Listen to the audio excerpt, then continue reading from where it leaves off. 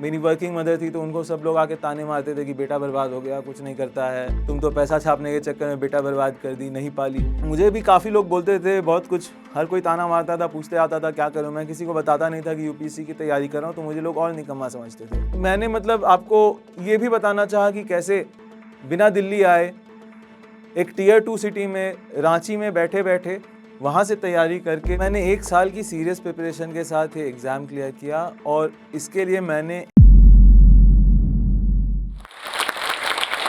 नमस्कार, मेरा नाम ऋषभ देव है और मैंने इस बार यूपीएससी सिविल सर्विसेज एग्ज़ाम में 167th रैंक हासिल किया है। तो इस बार जैसे मेंस में एक ऐसे क्वेश्चन आया था, J.R.R. टॉकिन की लॉर्ड ऑफ द रिंग्स का जो एक्सेप्ट कोट था कि not all who wander are not lost.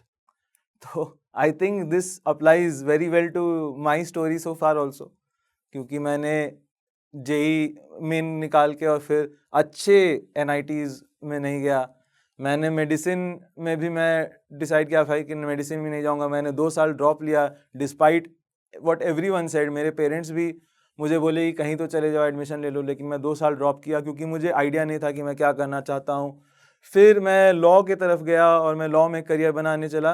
तब तक मुझे कोई मेरे दिमाग में ये ख्याल कभी आया ही नहीं कि मुझे यूपीएससी करना है, मुझे एक सिविल सर्वेंट बनना है। मेरे फैमिली में भी गवर्नमेंट सर्विस में थे पेरेंट्स, तो मुझे थोड़ा आइडिया था सिविल सर्विसेज के बारे में, लेकिन ऐसा कुछ उनके तरफ से भी प्रेशर नहीं था क्योंकि वो हमेशा से मुझे सपोर्ट करते थे, बोलते थे कि तुम जो कुछ भी करो बस उसमें 100% एफर्ट डालो, बाकी तो फिर रिजल्ट तो अपने हाथ के बाहर है। तो मैं नहीं, कोई आइडिया ही नहीं था मुझे कि मैं सिविल सर्विसेज में आऊँगा। लेकिन समहाउ आफ्टर कोविड जो कुछ हुआ उसके बाद मैं फाइनली यूपीएससी की तैयारी में आ गया और अब मैं अपना career as a civil servant बनाने जा रहा हूँ। तो मैंने 1 साल की सीरियस प्रिपरेशन के साथ ये एग्ज़ाम क्लियर किया और इसके लिए मैंने एक काफ़ी डिटेल्ड और काफ़ी सटीक तरीके से प्लानर बनाया था, जिसको कि मैंने फॉलो किया। मैंने सोचा कि करीब 52 वीक्स के आसपास मतलब बचे हुए थे, 50 वीक्स के आसपास बचे हुए थे प्रीलिम्स 2023 में, जब मैं फुल्ली एकदम तैयारी करना स्टार्ट कर रहा था तब। तो मैंने अपने समय को जो मेरे पास था उसको मैंने 12-12 हफ्ते के स्लॉट्स में बांट दिया। और उन 12 हफ्ते मतलब एक क्वार्टर हो गया वो 3 महीने का। तो उन 12 हफ्तों पे मैंने पहले फोकस किया। मैंने सोचा कि अगर मैं इन चीज़ों पर पहले मैं छोटे छोटे चंक्स का ध्यान रख लूँगा तो बड़ा जो चंक है सिलेबस का वो खुद ही ख़त्म हो जाएगा। क्योंकि सिलेबस क्या है कि वो एलिफेंट के जैसा लगता है, बड़ा सा, कि उसको कैसे कहाँ से उसको अप्रोच करें, उसको किधर से मारें, वो तो अपने आप को दबा के चला जाएगा आगे। लेकिन मैंने उसको छोटे छोटे टुकड़ों में बांटने की कोशिश की। 4 टुकड़ों में मैंने अपने साल को बांटा। फिर मैंने ऐसे सब्जेक्ट वाइज दिया कि 3 महीने में मैं जैसे ज्योग्राफी ख़त्म कर लूँगा, पॉलिटी ख़त्म कर लूँगा और इकोनॉमी ख़त्म कर लूँगा पहले 3 महीने में। फिर दूसरे 3 महीने में हिस्ट्री कर लूँगा, आर्ट एंड कल्चर कर लूँगा और इन्वायरमेंट कर लूँगा। फिर अगले 3 महीने में साइंस एंड टेक्नोलॉजी कर लूँगा और जो बाकी बचे हुए सब्जेक्ट सब है वो कर लूँगा। इस तरह से मैंने अपने पूरे साल को क्वार्टर्स में बांटा और क्वार्टर्स के अपने टारगेट रखे। और उसके अलावा ऑप्शनल की तो एक पैरेलल जर्नी आपकी रहती ही है जब तक आप तैयारी करते। तो मेरा सोशियोलॉजी ऑप्शनल था, तो रोज़ मतलब ये सब तो खाली जीएस के लिए, उसके अलावा ऑप्शनल तो अपना डेली का पढ़ते रहना ही है, उसको रिवाइज करते रहना ही है, उसके नोट्स छोटे बनाने ही हैं। 2022 में हालांकि मेरी प्रिपरेशन बहुत ख़राब थी, लेकिन मैंने एक और चीज़ रियलाइज़ की थी जो कि मेरी फेलियर का रीज़न था। वो ये था कि मेरी तैयारी बहुत बिखरी हुई थी। मतलब करंट अफेयर्स का उतना बड़ा पहाड़ जैसा मटेरियल था, इस सब्जेक्ट का, हर सब्जेक्ट का अलग अलग 3-4 बुक्स में थे ये सब, तो उसको एक साथ रिवाइज करना बहुत मुश्किल हो रहा था। इसीलिए 2023 के लिए मेरा एक लौता गोल यही था कि कोई भी सब्जेक्ट मैं पढूं, मुझे उसके फाइनल ऐसे नोट्स बनाने हैं जो कि मैं एक दिन में रिवाइज कर सकूं। तो मैंने खुद ऐसे प्लानिंग की कि जैसे 26 मई को 2023 का प्रीलिम्स था, एक साल बाद। अब ये मैं 2022 में प्रीलिम्स के बाद मैं ये प्लानिंग कर रहा हूँ। तो 2023 में 26 मई को प्रीलिम्स है। उससे पहले के एक हफ्ते, सैटरडे को कुछ पढ़ाई होगी नहीं, स्ट्रेस उतना रहेगा, एंग्जाइटी रहेगी, चिल करेंगे उस दिन थोड़ा, सैटरडे को हटा देते हैं। तो उसके पहले मेरे पास 6 सब्जेक्ट हैं, हिस्ट्री, आर्ट एंड कल्चर, फिर geography, economy, science and technology, environment. और पॉलिटी। तो 6 सब्जेक्ट है मेरे पास। तो पिछले संडे से लेके एग्ज़ाम के पहले वाले फ्राइडे तक जो 6 दिन है उसमें हर दिन मैं एक सब्जेक्ट जो पूरा है उसको रिवाइज कर लूँगा। ऐसे मुझे नोट्स बनाने, ये मेरा फाइनल टारगेट था और मैंने इसी के ऊपर फोकस किया।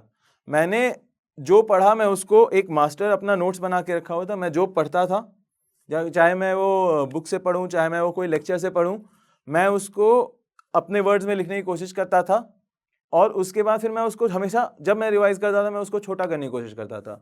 और रिवीजन मैंने आपको बताया मैं कैसे करता था। मैं पहले उसको खुद से याद, मुझे क्या याद है मैं वो सोचता था और फिर मैं उसको चेक करता था कि मैं क्या भूल गया हूँ, मुझे क्या चीज़ें सही में याद है। और ऐसे करने के बाद मैं फाइनल जो मेरा नोट्स रहता था उसमें करता था, उसमें उसको और छोटा करते जाता था कि मुझे ज़्यादा चीज़ें याद होती जाती थी तो मैं उन्हें हटाते जाता था अपने नोट्स से कि ये तो मुझे याद है, ये तो मैं कहीं पे भी आंख बंद करके बता दूंगा या लिख लूँगा। और मैं जो करंट अफेयर्स भी पढ़ता था, मैं करंट अफेयर्स भी मैंने सोचा कि वो बहुत ज़्यादा मतलब अजीब हो जाता था ऐसे पहले जैसे इतने सारे अगर बुक्स पढ़ने पड़े तब। तो मैं इसीलिए उसको सब्जेक्ट वाइज करता था कि जैसे 3 महीने मैं जो पढ़ रहा हूँ एक सब्जेक्ट, तो उसके पिछले 2 साल के 1.5 साल के सारे करंट अफेयर्स हर महीने के उस सब्जेक्ट के एक बार देख लिए। पॉलिटी उठाया तो उसका पिछले 1.5 साल का 10-15 दिन में देख लिया। फिर उसके बाद इकोनॉमी उठाया, उसके पिछले 1.5 साल का देख लिया, 2 साल का देख लिया। मतलब 2 साल का हमारे देखना रहता है, आगे का नहीं, पीछे का 1 साल का देख लिया जैसे। तो वैसे और उसके बाद फिर मैंने उसमें से जो मुझे इंपॉर्टेंट लगा, जो मुझे लगा कि मुझे याद रखना है क्योंकि वो एग्ज़ाम में आ सकता है या फिर जिसे मैं मेंस में आंसर में यूज़ कर सकता हूँ, उसे मैंने जो मैं मास्टर नोट्स बना रहा था उसमें मैंने लिख दिया। तो ये मेरी प्रीलिम्स के लिए मेन स्ट्रैटेजी मेरी यही थी। स्ट्रैटेजी तो मैंने आपको बताया, active recall, space repetition, interleaving, but um मेरा मेन यही था कि एक दिन में कवर करने लायक सब्जेक्ट्स हो जाएं। ये हुआ।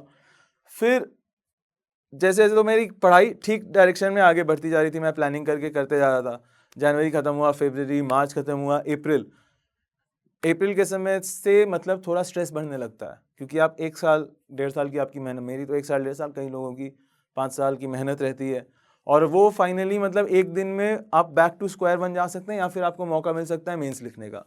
और मेरा ऑप्शनल मोर और लेस रेडी था तब तक, तो इसीलिए मैं चाहता था मेंस लिखना, लेकिन प्रीलिम्स इतना मतलब अनसर्टेन है कि डर भी लगता है।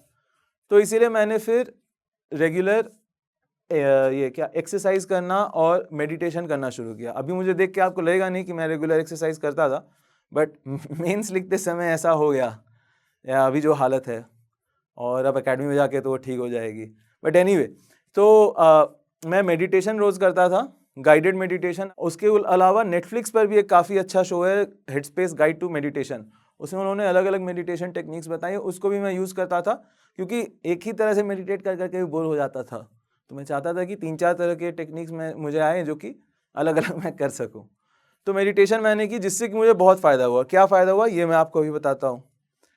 जब 2023 का प्रीलिम्स का पेपर आया, मैंने वो पेपर खोला और मेरे होश उड़ गए। मैंने देखा कि यार ये तो ऑप्शंस, ये क्या आ गया है, कहीं ऑप्शन नहीं, only one statement, only 2 statements, ऐसे तरह का पूरा पेपर है। फिर लेकिन क्योंकि मैं मेडिटेट वगैरह कर रहा था तो और मुझे लगा कि पेपर 1 जो है उसमें टाइम उतना इशू नहीं होता, उसमें नॉलेज इशू होता है। तो मैंने पेपर बंद किया, आंखों को बंद किया, लंबी सांसें ली, ब्रेथ कंट्रोल किया, पानी पिया, खुद को थोड़ा शांत किया। मेरा जो वो जो धक धक हो रहा था, जैसे बाबू भैया बोलते हैं हेरा फेरी में, वैसा जो हो रहा था वो थोड़ा शांत हुआ 5-7 मिनट 10 मिनट के बाद।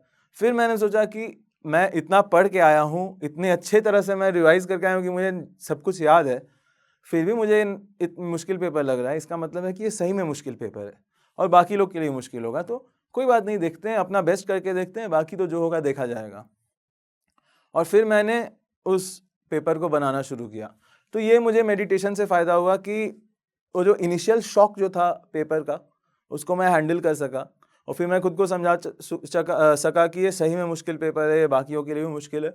और फिर मैं उसको अपनी एबिलिटी के हिसाब से आंसर किया। और क्योंकि मैं टाइम लेके 10 मिनट 5 मिनट खुद को शांत किया था, तो स्टार्टिंग में मुझसे कोई सिली मिस्टेक नहीं हुआ।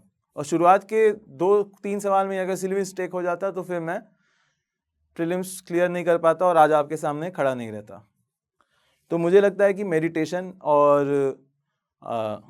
फिज़िकल एक्सरसाइज से भी मुझे काफ़ी हेल्प हुई। मैं रोज़ मतलब मैं पास घर के पास में एक जिम कर लिया था, वहाँ पे ज़्यादा कुछ नहीं, हल्के फुल्के वेट्स उठाता था, 10-15 मिनट ट्रेडमिल करता था, मतलब 1 घंटे में छोटा मोटा कुछ करके निकल जाता था। और उसमें ही मैं कान में कुछ यूट्यूब पे वीडियो पढ़ाई से रिलेटेड सुनता रहता था, या फिर अपना रिवीजन का मटेरियल, अपना क्वेश्चंस रिवाइज करता रहता था कि हाँ इसमें ये पढ़ा था वो पढ़ा था। तो फिजिकल एक्टिविटी और मेडिटेशन से काफ़ी हेल्प हुआ। फिर प्रीलिम्स थैंकफुली मेरा क्लियर हो गया, और उसके बाद फिर मेंस के लिए मैंने सोचा कि अभी जैसे 100 दिन है तो फिर कैसे मेंस की तैयारी कर सके। मैं इसी एटीट्यूड के साथ गया था कि मुझे मेंस लिखने का मौका मिल रहा है और प्रीलिम्स बहुत अनसर्टेन है, तो फिर मैं अगले बार मुझे ये एग्ज़ाम लिखना ही नहीं है, और ये मेरा फर्स्ट एंड लास्ट मेंस होगा। मैं यही सोच के चला था, इसीलिए मैंने फिर 2024 का फॉर्म भी नहीं भरा।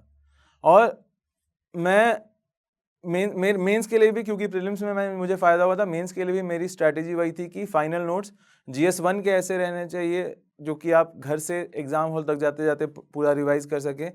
GS2 के ऐसे रहने चाहिए जो कि बीच में जो 2 घंटे का गैप है उसमें आप रिवाइज़ कर सकें 1 से 1.5 घंटे में।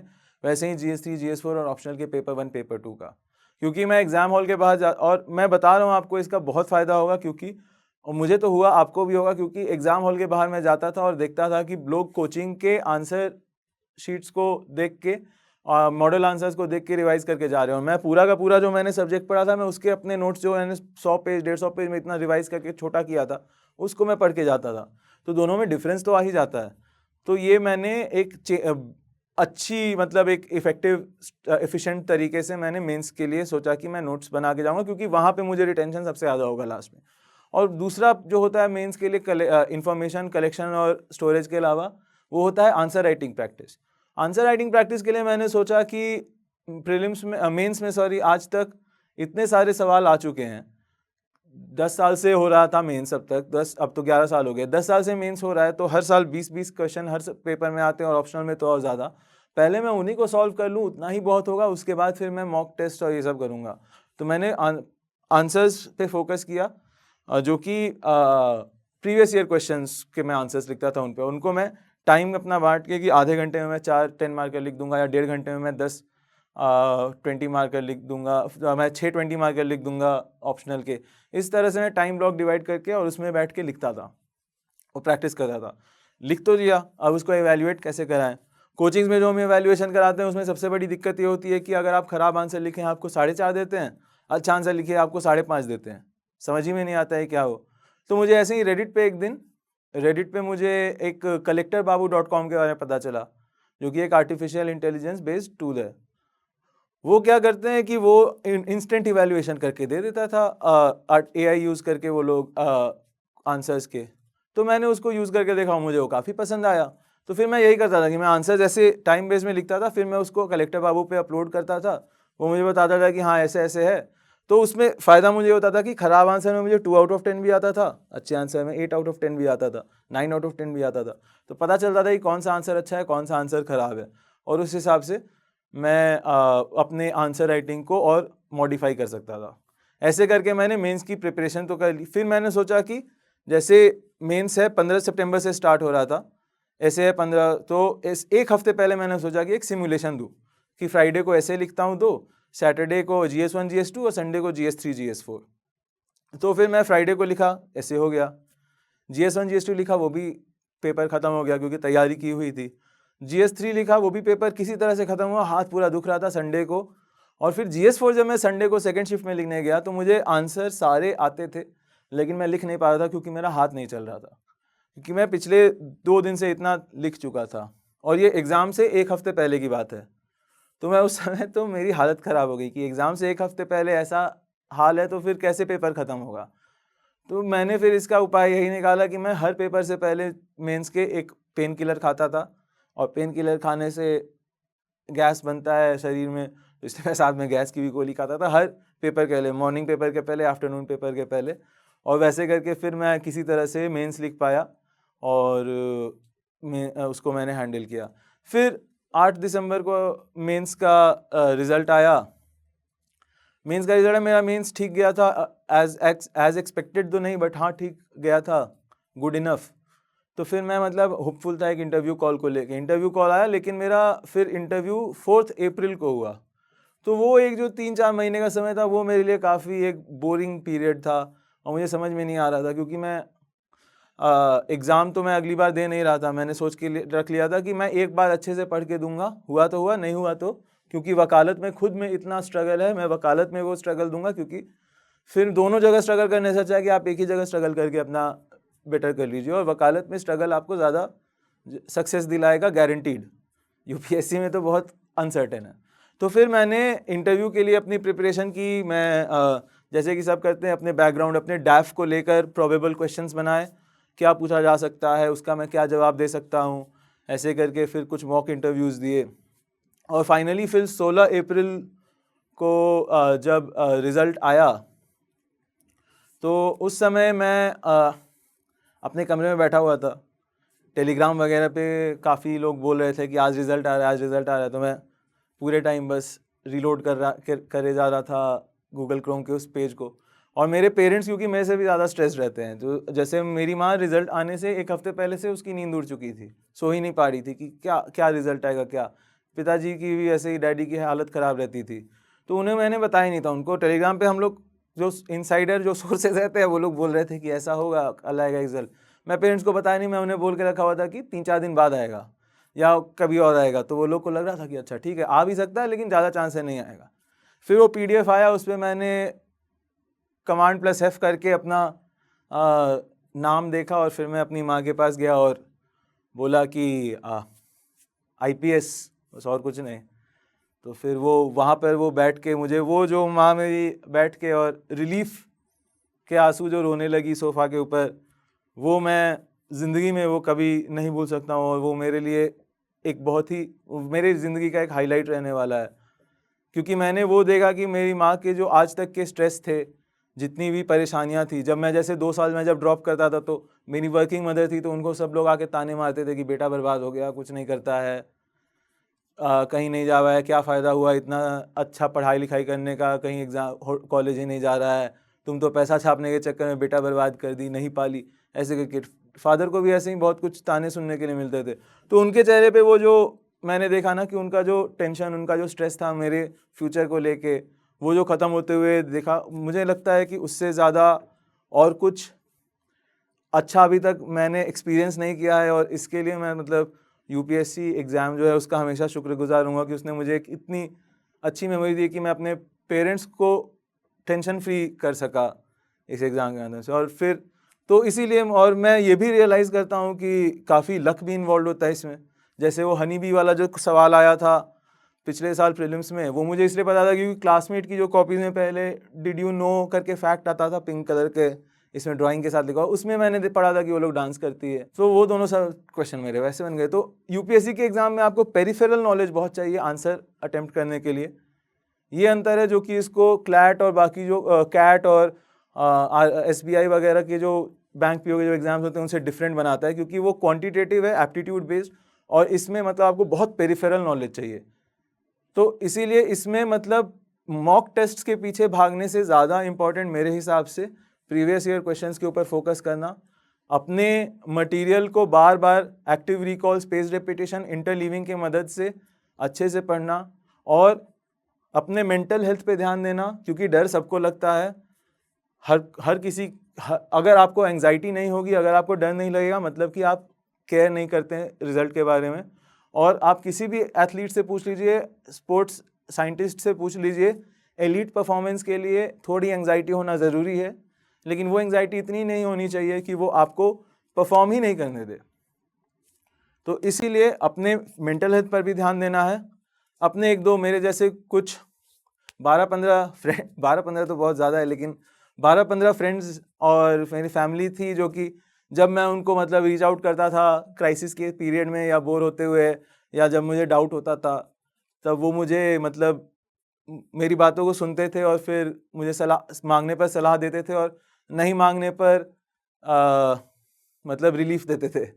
तो मेरी बातों को सुन के और मेरी रैंट्स को सुन के। तो वैसे ही आप भी अपना एक कुछ सपोर्ट सिस्टम बनाइए, तो जिससे कि आपको मतलब मेंटली, फिजिकली, दोनों तरह से, इमोशनली, तीनों तरह से इनफैक्ट आप फिट रह सकें। क्योंकि हमें इस एग्ज़ाम के लिए एथलीट की मेंटालिटी रखनी होगी, लेकिन और मैंने मतलब आपको ये भी बताना चाहा कि कैसे बिना दिल्ली आए एक टियर 2 सिटी में रांची में बैठे बैठे वहाँ से तैयारी करके भी आप यूपीएससी का एग्ज़ाम निकाल सकते हैं, आप सिविल सर्वेंट बन सकते हैं, आईएएस आईपीएस बन सकते हैं। उसके लिए दिल्ली आने की ज़रूरत नहीं है, लाखों रुपए कोचिंग में लगाने की ज़रूरत नहीं है, और बस आपको एक साइंटिफिक तरीके से active recall, space repetition, interleaving को यूज़ करते हुए क्वार्टरली अपने टारगेट्स बना के उन पे अमल करना है, और रोज़ ये छोटी छोटी चीज़ों का ध्यान रखना है, खास करके 7 से 8 घंटे 9 घंटे सोना, बिकॉज मेमोरी फॉर्मेशन के लिए सोना भी काफ़ी ज़रूरी है, और स्ट्रेस को आपको अपने से दूर रखने का कोशिश करना है। मतलब मुझे भी काफ़ी लोग बोलते थे बहुत कुछ, हर कोई ताना मारता था, पूछते आता था क्या करूं, मैं किसी को बताता नहीं था कि यूपीएससी की तैयारी कर रहा हूँ, तो मुझे लोग और निकम्मा समझते थे कि ये तो बस ग्रेजुएट करके घर पे माँ बाप की रोटी खा रहा है। तो ठीक है, कोई बात नहीं, मैं सुनता था, मुझे ख़राब लगता था, फिर मैं थोड़ी देर उसके बारे में सोचता था, फिर मैं कुछ यूट्यूब वीडियो वगैरह देखता था और वापस पे पढ़ने बैठ जाता था अपना कोई स्टैंड अप कॉमेडी देख के या गाने सुन के। तो उसको, क्योंकि वो आपको इफेक्ट अगर नहीं करेगा तब आप फिर अच्छे से परफॉर्म कर सकोगे। जैसे आप इसको देखिए, मैं साथ ही साथ जोश टॉक का भी धन्यवाद देना चाहूँगा कि उसने ऐसा मंच बनाया जिसपे कि मेरे जैसा एक इंसान जो कि छोटे से एक शहर में रह रहा है, जिसको कि सब कोई आप आसपास बोल रहा है कि अगर तुमको एग्ज़ाम से रिलेटेड गाइडेंस चाहिए तो तुमको दिल्ली ही जाना पड़ेगा, वहाँ पर जाके तुमको हर महीने 50-60 हज़ार रुपये खर्चे करने पड़ेंगे रहने खाने के लिए, उसके ऊपर से कोचिंग में अलग पैसे देने पड़ेंगे, तभी जाके तुम्हारा एग्ज़ाम निकलेगा। मेरे जैसे वैसे विद्यार्थियों के लिए, अभ्यर्थियों के लिए जोश टॉक एक वरदान के जैसा है, क्योंकि ये हमें टॉपर्स ला के देता है, जो कि हमें अपनी जर्नी बताते हैं और जिनसे कि हम छोटी छोटी कुछ चीज़ें सीख के अपनी तैयारी को और फाइन ट्यून करके और अपने समय को और बचाते हुए सही दिशा में तैयारी कर सकते हैं। तो इस सब के लिए मैं जोश टॉक का भी धन्यवाद देना चाहता हूँ। हेलो एस्पिरेंट्स, हम में से बहुतों का सपना है आईएएस ऑफिसर बनना, लेकिन ये जर्नी बहुत मुश्किल है और हो सकता है कि हमारे मन में ये 2 क्वेश्चंस हैं। तो पहला सवाल ये कि हम कोचिंग कहाँ से लें, और दूसरा सवाल ये कि अगर हम किसी कोचिंग में एडमिशन लें तो हमारी फीस पर हमारी कुछ बचत हो पाए। और इसलिए बहुत सारे एस्पिरेंट्स ने जोश से रिक्वेस्ट किया कि क्या जोश टॉक्स एस्पिरेंट्स को हेल्प कर सकते हैं उनकी इस जर्नी में। तो 2 कोचिंग्स और मान रही हैं, केएसजी आईएएस और अनअकैडमी। अब हमें कांटेक्ट करेंगी और हमारे क्वेश्चंस को आंसर करने में हेल्प करेंगी। हम घर बैठे केएसजी आईएएस और अनअकैडमी से अपने सारे डाउट्स पूछ सकते हैं, और हाँ, हम यहाँ एडमिशन भी ले सकते हैं। तो अगर आप यूपीएससी के लिए कोचिंग लेने में इंटरेस्टेड हैं, तो नीचे एक फॉर्म दिया गया है जहां आप अपने नाम और नंबर शेयर कर सकते हैं। तो अब जोश के स्टूडेंट्स घर बैठे फोन पर गाइडेंस और इंफॉर्मेशन ले सकते हैं और एडमिशन भी। Best of luck to all aspirants. जोश हमेशा हमारे साथ खड़ा है। जय हिंद।